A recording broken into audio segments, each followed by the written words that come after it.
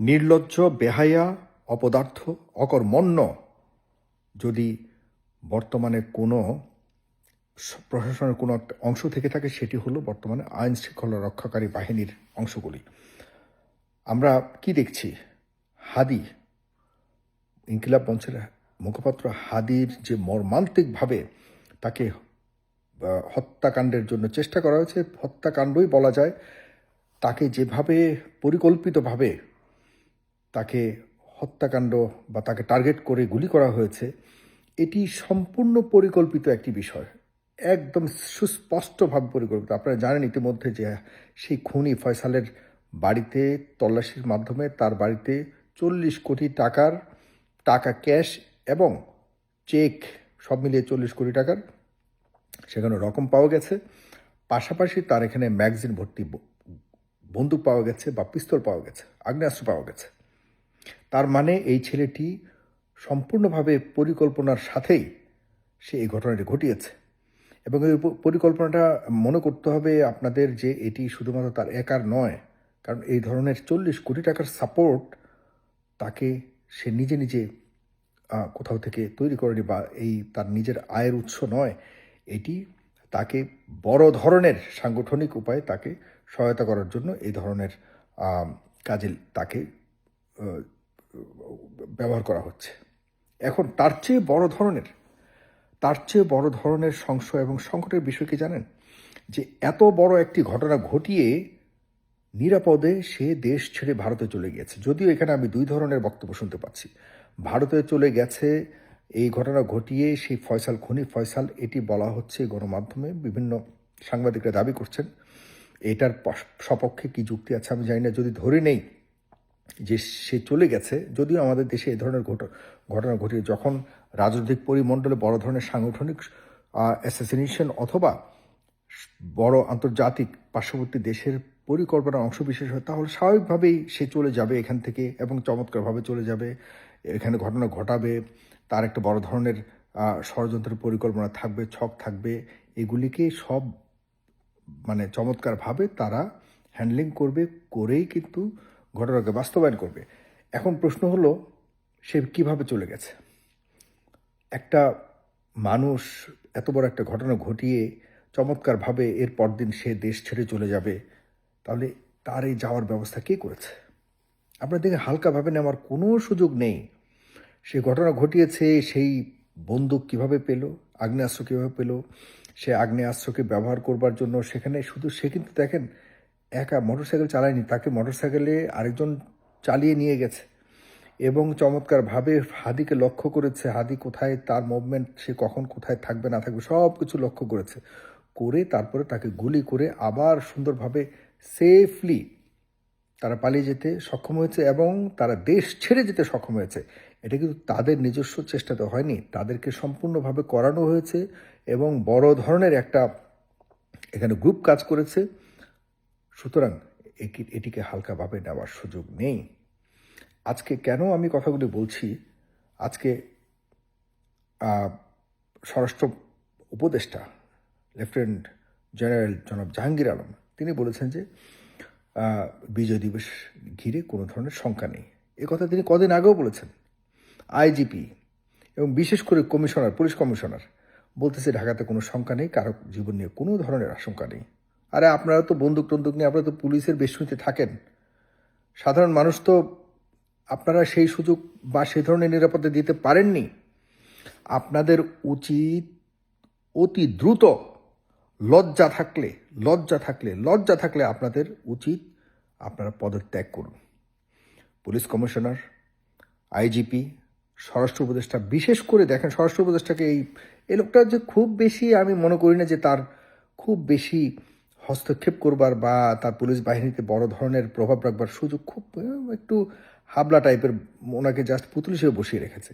এর পেছনে সবচেয়ে বেশি গুরুত্বপূর্ণ ভূমিকা যে পালন করছে সেই জনাব খোদা বক্স চৌধুরী। এই খোদা বক্স চৌধুরী তিনি সব ক্ষেত্রে, আপনারা জানেন যে এই মুহূর্তে সারা বাংলাদেশে মানে বিনা কারণে জুলাইয়ের নাম দিয়ে কোনো ধরনের মামলা যাতে না নেয়, এ ধরনের নির্দেশনা দেওয়া আছে এবং মামলা যাতে সরাসরি না নেয়, আগে অভিযোগ দিবে, পুলিশ টিয়ে করে এরপরে অভিযোগ প্রমাণিত হলে এরপরে মামলা নেবে।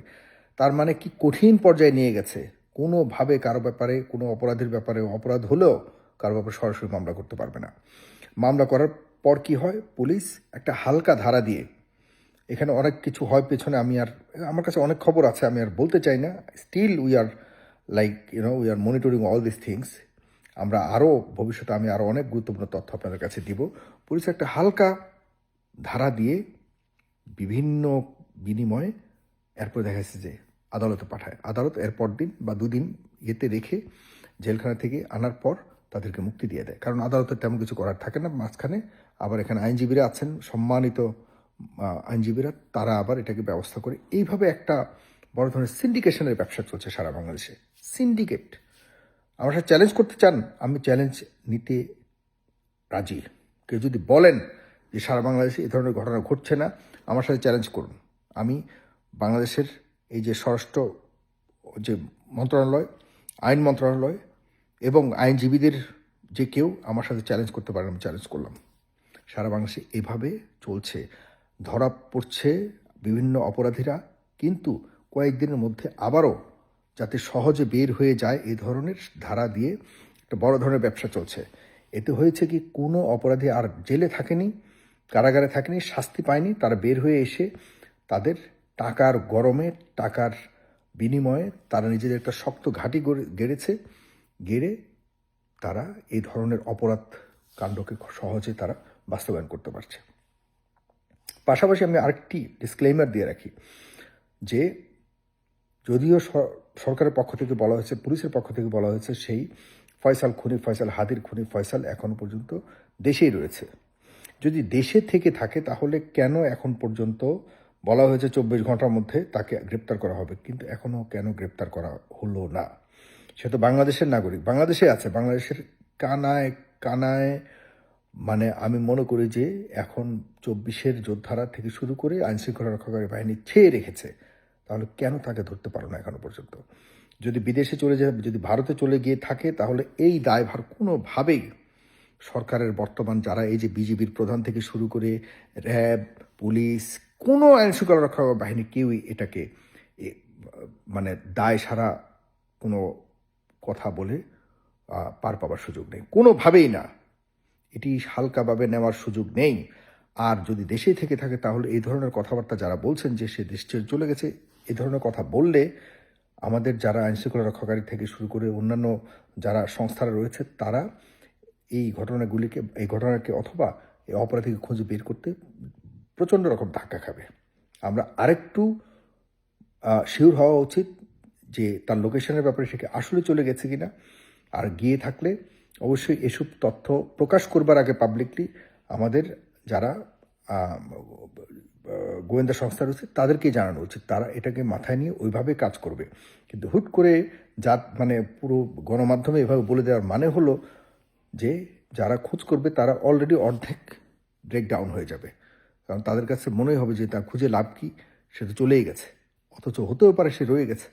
আমাদের শুধু কোনো আধা বিশ্বস্ত ইনফরমেশনের উপরে এমন ধরনের কথা ছড়ানো উচিত নয় এই মুহূর্তে অন্তত পক্ষে। কারণ আমাদের সকলের গোল উদ্দেশ্য একই, যে কোনো সে যে দলেরই হোক, খুনি তাকে খুঁজে বের করে শাস্তির আওতায় আনতেই হবে। এতে কোনো সন্দেহ নাই। এতে আমরা কে জুলাইয়ের পক্ষের, কে বিপক্ষের, কে 71-এর পক্ষের বিপক্ষে এগুলি না। যে কোনো দলের যে কেউ এরকম নৃশংসভাবে, নির্মমভাবে হত্যাকাণ্ডের শিকার হলে আমরা তার বিচার নিশ্চিত করবই। এটা সম্মিলিতভাবে, কালেকটিভলি সবার এটা দায়িত্ব। সুতরাং আপনাদের কাছে অনুরোধ, এখন আমার শেষ এই ভিডিওটি করার একমাত্র উদ্দেশ্য হলো যে দায়িত্বে যারা রয়েছেন অবহেলার দায়ে পদত্যাগ করুন। স্বরাষ্ট্র উপদেষ্টা, আইজিপি, কমিশনার সাহেব, জানি না এটার মধ্যে কতটুকু ওনার দায়িত্বহীনতা রয়েছে। যতটুকু জানি উনি সক্রিয়তার সাথে কাজ করার চেষ্টা করেন। এবং বিশেষ করে খোদা বক্স চৌধুরী সাহেব, আপনি step down, just step down. You are not capable to run this kind of duty. You already failed. You proved you already failed. Please step down. আপনার কারণে আমাদের দেশের 12টা বেজে যাচ্ছে। আইন শৃঙ্খলা রক্ষাকারী বাহিনীদেরকে আপনি আপনি আগের তুলনায় আগের চেয়েও অনেক খারাপ করে ফেলছেন। Just stop. আপনার কথায় চলবে না বাংলাদেশের। অরক্ষিত রেখেছেন আপনি আপনি আমাদের এই 18 কোটি মানুষকে অরক্ষিত রেখেছেন। এখন এটা শেষ হওয়া উচিত। বলে দিলাম, আপনাকে দায় নিতে হবে। আপনি ছুপা রুস্তমের মতো কাজ করছেন পেছনে থেকে থেকে। আপনি পুলিশ বাহিনীকে মানে যেভাবে ইচ্ছা এভাবে আপনি আপনার মতো করে বানিয়ে আপনি পুরোপুরি একটা ভালনারেবল সিচুয়েশন করে রেখেছেন সব ক্ষেত্রেই। আরে পুলিশ বাহিনী ঠিক না থাকলে কোনো কিছু ঠিক থাকে? Please step down. আপনারা যদি লোভী না হন, আপনারা যদি ক্ষমতা লোভী না হন, তাহলে কয়েকজন স্টেপ আপনারা আপনাদের পদত্যাগ করে প্রমাণ করুন যে আপনারা লোভের জন্য নন, আপনার ক্ষমতার লোভী নন। পরিবর্তনের পর আপনারা যে কোনো ধরনের ত্যাগ করতে রাজি আছেন। ওকে, আমরা কোনো সুবিধা নেইনি, অনেক ভূমিকা রেখেছি, গুরুত্বপূর্ণ ভূমিকা রেখেছি। হালকাভাবে নেওয়ার সুযোগ নেই, হালকাভাবে নেবেন না। আপনারা এমন কোনো ভূমিকা রাখেন নেই যে আপনাদেরকে সিরিয়াসলি দেখার প্রয়োজন আছে, কোনো দরকার নেই। আজ আছেন কাল নাই। বাট আমরা বুলেটের সামনে কথা বলেছি, আজকে কালকেও বলবো। এভাবে আমরা করে আসছি। সুতরাং প্লিজ অতিরিক্ত হওয়ার আগে স্টেপ ডাউন। থ্যাংক ইউ সবাইকে।